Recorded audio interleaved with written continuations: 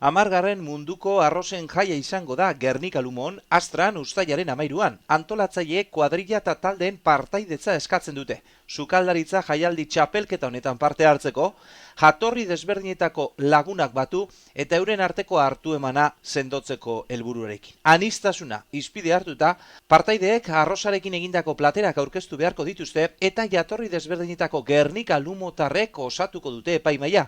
Parte hartzeko izena eman behar da uztailaren 10 orduko, izena, harremana eta zenbat lagun infoa bildua gernikakooratuz.org helbidera e-posta bidaliz. Euro baten plastiko birziklagarrizko platerak izango dituzte eta pertsonako lagun bakoitzak euro bat ordaindu beharko du parte hartzeko.